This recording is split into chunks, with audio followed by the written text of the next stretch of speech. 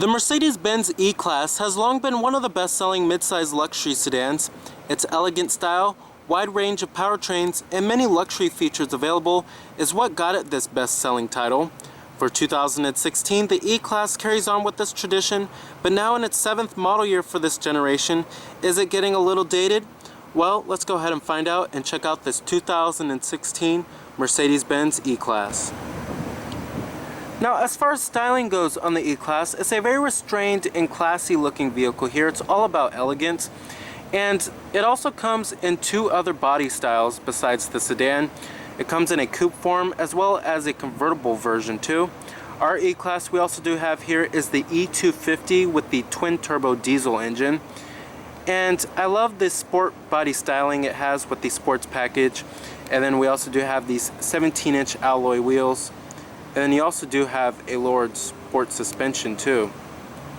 But overall, this is probably not the mid-size luxury sedan that'll turn heads the most, but it's certainly all about elegance here.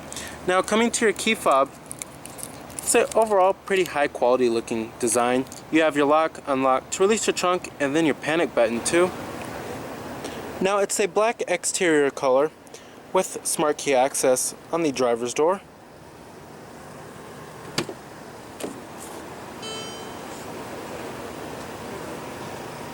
With a gray leatherette interior. You have your power lumbar down here, and then your power driver's seat controls are right here too, with power recline, and then a power adjustable headrest, which is pretty nice.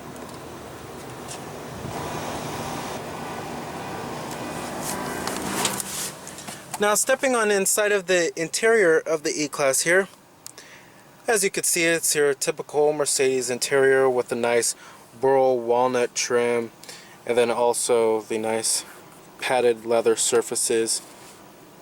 Overall, it's a very stylish and decent high quality looking interior.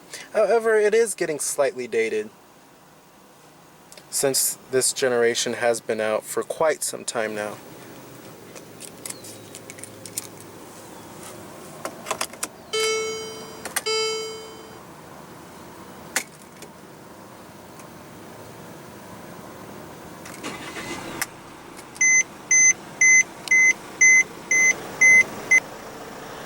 Now, what you're hearing there, like I said, was a 2.1 liter twin turbo 4-cylinder diesel engine. Now, you do have a full leather wrapped steering wheel. The steering wheel rim is actually pretty big, I have to say. Coming to your transmission, we have the very familiar 7-speed automatic. And in typical Mercedes fashion, you go down for drive, up for reverse.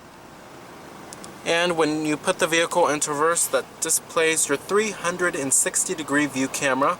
We also do have trajectory as well as guidance lines. You have your top-down view, and then your normal view is on the right. You can also change the brightness of the rear view camera too.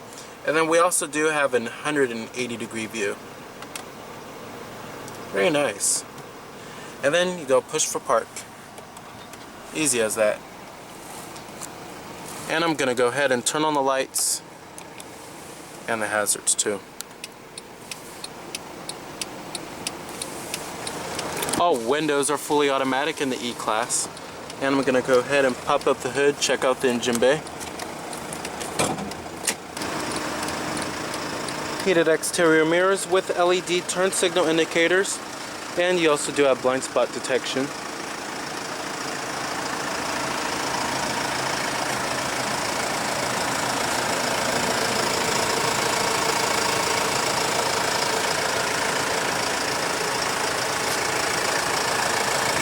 LED daytime running lights.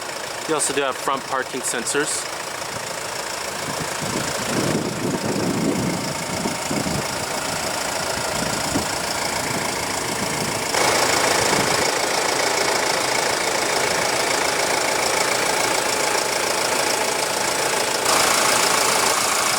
Now, essentially, under the hood here, we have your base powertrain, which is a 2.1 liter twin turbo 4-cylinder diesel engine.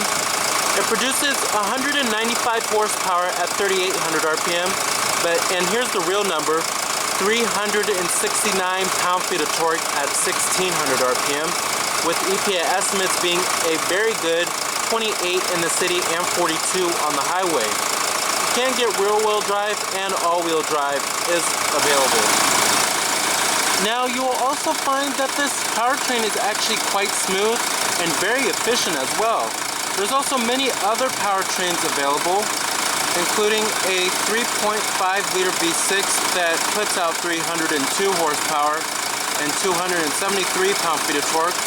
And then you also do have the E63 AMG's turbocharged 5.5-liter V8 too. And then you also do have a 3-liter V6 that produces 329 horses and 354 pound-feet of torque. But of course, this diesel powertrain is certainly one of the most efficient powertrains out of the E-Class.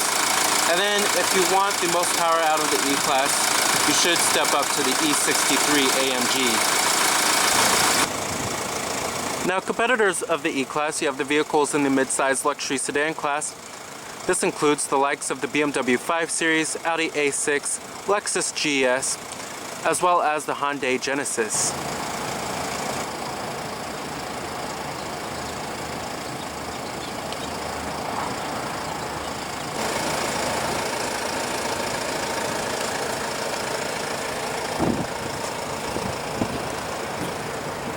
Coming to the rear, LED taillights with LED turn signals, rear parking sensors, dual exhaust tips, rear window defroster, as well as a shark fin antenna.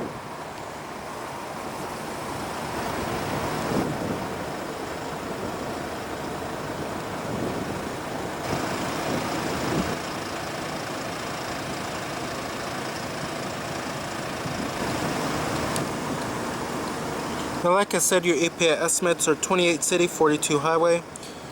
Total vehicle price for this particular one is $61,860.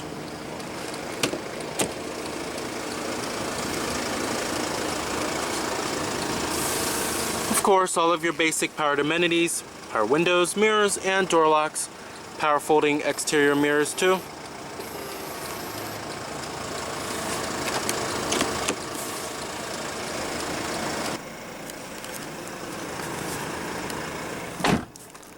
Love it when the doors close with a nice thunk. Now, as far as build quality and materials go, it's typical Mercedes inside of here, and that's a good thing. Overall, it's very excellent build quality and materials, but that's what you expect out of a luxury vehicle. Nice soft touch materials up here on the upper door panel, and then right here on the mid door panel. Nice stitching too, and on the armrest. Up here, it's a hard touch plastic piece. However, the quality of the graining of the plastics feel very high quality. Build quality is also excellent too. None of the trim pieces creak or anything like that. Everything fits well together. Overall, this is what you expect out of a Mercedes-Benz. So build quality and materials are very excellent inside of here. Now, coming to the steering wheel design. The steering wheel, I love the steering wheel of the E-Class. It's very stylish overall. We do have your controls for the TFT instrument cluster, which I will get to in just a second. And then over here we have your steering wheel mounted audio controls, and then your Bluetooth phone controls, and your voice recognition too. We also do have a power tilting and telescoping steering wheel. Nice range of adjustment overall. Coming up here, we also do have your auto dimming rearview mirror, and then garage home link, SOS Safety Connect, sunroof with your sunroof controls, interior illumination lighting. Surprised they're not LEDs, everyone's going that way nowadays. Headliner is also really high quality feeling, nice and plush. And then coming down here, we also do have your cup holders with a sliding lid. And then right here is your different driver selectable modes, and then this is your controller for the Mercedes command interface, which I will get to in just a second. The center console lid is also decently soft touch with nice stitching. And then down there you'll find a decent amount of center console storage with 2 USB ports. Visibility out of the E-Class is also very excellent. Lots of glass area all around. Outwards Outward visibility is also very excellent. And then rearward visibility, it's very easy to see out of this vehicle. No complaints when it comes to visibility. There's lots of glass area all around. As far as the seating comfort goes, the seats are very supportive, very comfortable. I most likely would take this vehicle on a long road trip. The thigh support is also pretty excellent too, can't complain about that. Overall, the seats are very comfortable and the headrests are decently plush too. Now coming to these controls right here, you have your Bluetooth phone controls, your hang up, and then your to answer your call. And then right here is if you want to go straight to the vehicle menu on the command interface, and then as well as the navigation to the telephone, the media, and the radio. It's pretty simple. However, what I don't get why they still do have this is the dial pad for the phone, which doesn't make sense to me. They've been using that for, I guess, about 15 years now. Then you have your seek and track button right here, and then your volume knob is right there, and then to turn off your radio and to turn it on too is right there. And then you have your optical to drive. Now coming to these controls on the lower section right here, we have your 3-staged heated seats for the driver and the passenger, your power rear sunshade button, and then your eco mode as well as your parking sensors off button, and then of course your hazard lights. Coming down here we have dual zone automatic climate control. Love how they went with traditional knobs and buttons here. Temperature for the driver's side and then your temperature for the front passenger side. You also do have your different zones. Pretty easy to figure out overall. And then your fan speeds are right here too. I love how they went with very simple controls here. And the buttons don't feel cheap at all. They feel pretty high quality. Now coming to the gauges are a little odd looking, to be honest. Kind of looks dated in my opinion, except for the TFT instrument cluster, but the font is pretty clear and easy to read. It's decently bold. Basically with that little color display in the center right there is basically going to show you a bunch of vehicle information. It gives you your exterior temperature readout if you have the eco mode on or off, and then it also shows you what gear you're in. And then you have your direction of travel for your navy, and then it shows you direction turn by turn too. And then you have your trip information like your MPG, and then your elapsed time. Then you have your audio where you could change your different audio source, what radio station is playing to, which is pretty nice. And then you have your telephone, if you have a telephone hooked up to the system too. And then you have your driver assistance if you want to turn that on or off. We also do have lane departure warning as well, and then your blind spot monitoring, of course. Your tire pressure monitoring. And then any other settings like the vehicle, the lights, convenience, automatic door locks, all of that good stuff. Now coming to your head unit here, we have the revised version of the command interface. This is what you will find on the new S-Class as well as the C-Class too. Gone is that pretty dated version from 2008. However, my only gripe about this system here is that it's very small little screen. It's not very big like how you'll find in the S-Class. Even the C-Class's screen is bigger too. But overall, the rendering and the graphics are very superb. Once again, it's all controlled by this dial, as well as the buttons surrounding it too. In typical German fashion, they don't like to put touchscreens for the infotainment systems. Now, coming to your different radio sources, we have AM, FM, HD radio, as well as satellite radio too, and then internet radio as well. Then you have your radio station presets, which is for your star. You could star something by pressing on this button right here. And then you have your presets right here, which is pretty nice. And then coming to media, your different media sources of course include your USB port, Bluetooth streaming audio, then your auxiliary input as well. All the typical normal stuff. Coming to the navigation system, we finally have the revised map interface and everything. And when you zoom all the way out, it's pretty cool. It gives you the whole world, which is pretty interesting there. But the map quality is very great. The rendering is also superb too. We also do have live traffic and live weather on this bad boy. You can enter in the destination by voice as well, or manually doing it by the dial. However, what we don't have here is where you can enter in a destination by a touchpad. BMW and Audi do offer that. But let's go ahead and test out their voice recognition. Points of interest by name. Free POI search in California. Please say a search term. Disneyland in Los Angeles.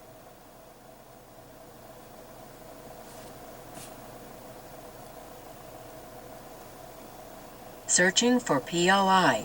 The line number, please. 1. Number 1 accepted. Do you want to start route guidance? No. Cancel. Overall, the voice recognition does pick up the words quite well.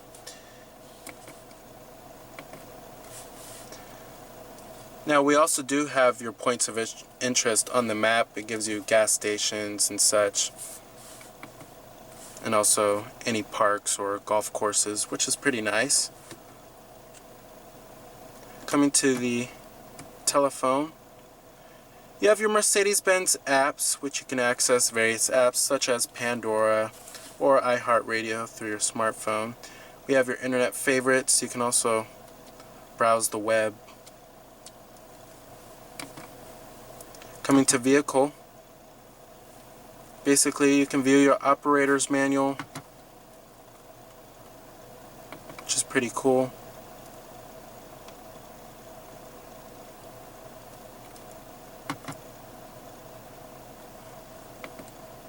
Gives you everything that you need to know. You have your time right there, and then you also do have this really classy looking analog clock. And then any settings for the 360-degree view camera, fuel consumption, gives you a little bar graph.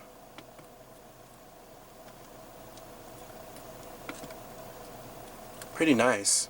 And then you can also change the system settings, like change the language, display, voice control, text reader speed, Wi-Fi, all that good stuff. Overall, love this system here. It's not the most simple or easy to use interface here, but overall it works pretty well. I just wish that the screen was a little bigger. It is a little small. Now, as far as driving dynamics go of the E-Class here, if you're looking for the best mid-size luxury sedan with a well-rounded nature of good ride quality as well as decent handling, the E-Class is the one you should get. And there are some vehicles in the class that do have a more athletic personality, and some vehicles in the class that do offer a more cushier ride. But the E-Class just has a nice, well-rounded balance between the both of them. As far as the handling goes, the handling is decently precise without feeling numb. The ride quality is also very comfortable, what you would expect out of a Mercedes-Benz. And then also power from the 2.1-liter twin-turbo engine we do have here is pretty responsive. It's also pretty smooth here too. But however, you will notice some of that diesel clattering, of course, because it is a diesel engine, something that you won't get out of a normal gas engine. But however, that good fuel efficiency does certainly make up for it. We also do have the Harman Kardon sound system, what you will find in many Mercedes vehicles. And overall, the sound quality is pretty crisp and clear. And let's go ahead and shut down the E-Class. Let's go ahead and check out the rest of the vehicle.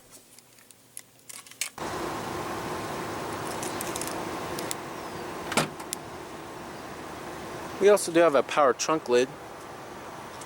There's an okay amount of cargo space, not the best though.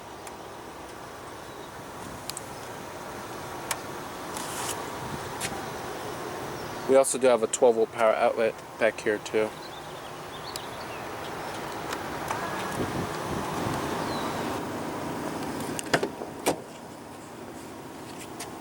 Build quality and materials do follow through in the rear, of course.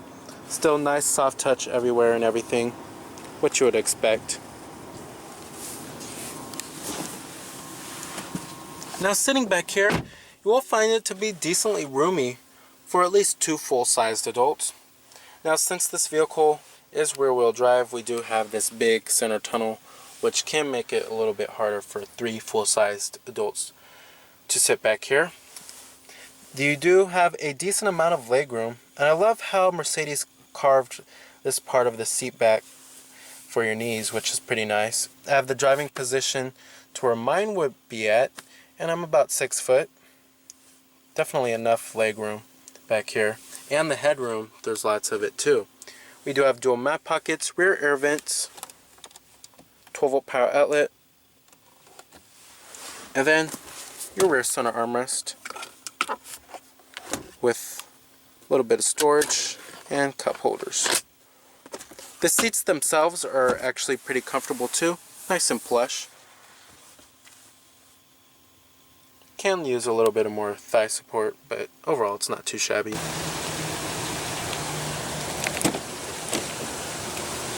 Powered passenger seat with power recline and power lumbar, and a power adjustable headrest, as well as memory seats for the passenger too. You also do have this little storage cubby right here, and you'll also find this on the driver's side. Forgot to mention that. You have a little storage pocket right there. Then your glove box compartment. Nice and damped, of course, and lined with felt. Very high quality. So the 2016 Mercedes-Benz E-Class is a fine choice for a midsize luxury sedan, and you certainly can't go wrong with it. You will find that there is certainly a E-Class that meets everyone's taste, all the way from an E-Class sedan to a coupe to a convertible, or you can have a fuel-efficient diesel engine or a tire-scorching brawny V8. It also has a very lavish interior with a decent amount of technology, elegant style, and very well-rounded driving dynamics. This is certainly what makes it one of the best-selling mid-size luxury sedans. So remember that this is Cameron Birch from Cameron's Car Reviews.